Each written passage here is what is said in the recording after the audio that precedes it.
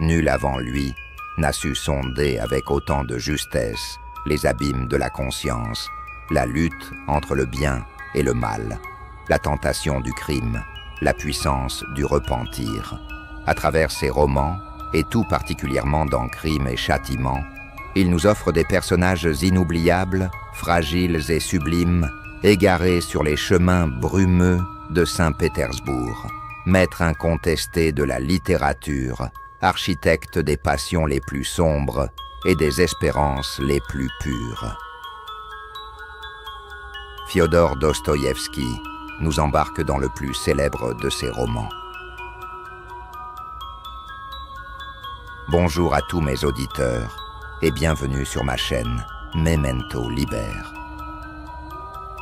Pendant 2 siècles, la capitale impériale de Russie, fondée en 1703 par Pierre le Grand, surnommée la Venise du Nord, ou encore la Palmyre septentrionale, est dans ce roman la scène de théâtre de cette ville lourde d'histoire, la ville de Saint-Pétersbourg. Rodion Romanovitch Raskolnikov, héros tragique, figure éternelle de la lutte intérieure et âme tourmentée. Ancien étudiant en droit, il erre dans les rues misérables de Saint-Pétersbourg, rattrapé par la pauvreté et assiégé par ses propres pensées.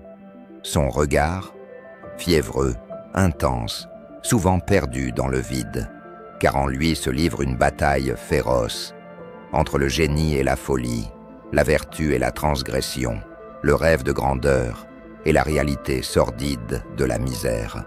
Il est convaincu d'être un homme extraordinaire, autorisé à franchir les limites du bien et du mal. Le coup tomba juste sur le haut du crâne, ce qui était dû aussi à sa petite taille. Elle poussa un cri, mais très faible, et soudain s'affaissa sur le sol, même si elle eut encore le temps de lever les 2 bras vers la tête. Dans une main, elle continuait de tenir son gage. Alors, Raskolnikov frappa une 2e fois de toutes ses forces, toujours avec le marteau de la hache et toujours sur le haut du crâne. Le sang jaillit comme d'un verre renversé et le corps tomba net. Raskolnikov fit un pas en arrière et se pencha tout de suite vers son visage. Elle était déjà morte. Mais derrière cette arrogance se cache une immense fragilité, une conscience torturée et une humanité bouleversante. Raskolnikov, c'est l'orgueil démesuré, mais aussi le remords, le doute, la solitude et finalement l'appel à la rédemption.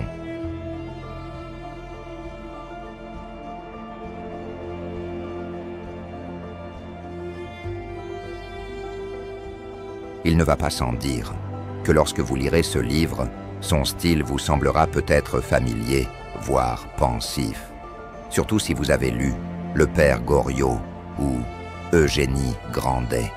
En effet, avant même de devenir un écrivain célèbre, Dostoïevski a traduit en russe le célèbre Honoré de Balzac, et ce travail de traduction fut décisif pour sa formation littéraire.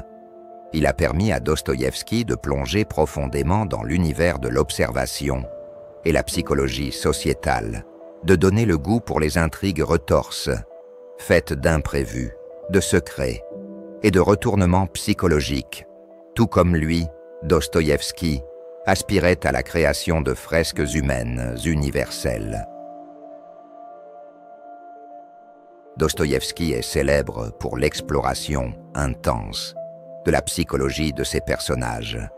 Il entre dans leur esprit, dévoilant leurs contradictions, leurs luttes intérieures, et cela en retranscrivant avec réalisme et force leurs pensées, leurs doutes et leurs dilemmes, ce qui rend leur humanité palpable.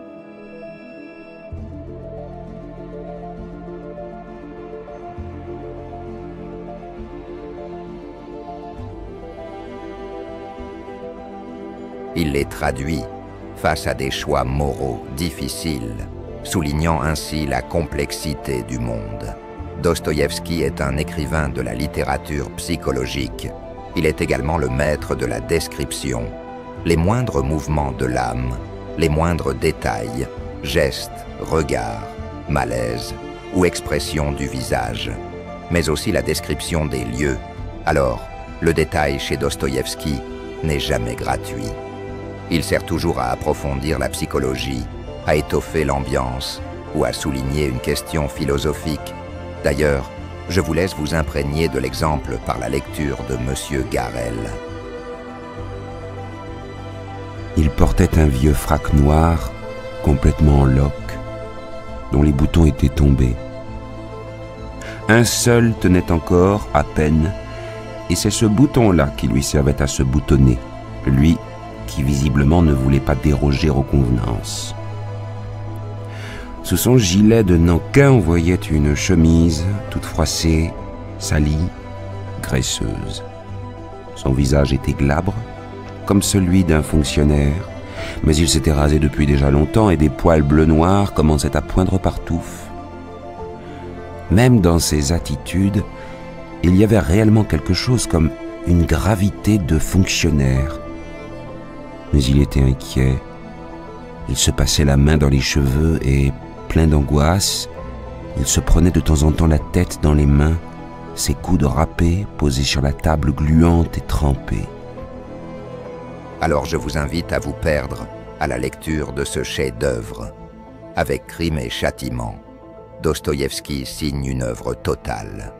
Un roman qui, à chaque page, interroge ce que signifie être un humain.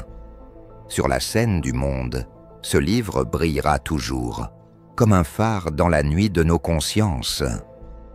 Je vous remercie sincèrement d'avoir pris le temps d'écouter la présentation de ce classique de la littérature. Merci à tous et merci Monsieur Dostoïevski pour ce roman inoubliable et intemporel. Quant à moi, je vous dis à très vite pour une autre vidéo. Alors, en attendant, prenez soin de vous.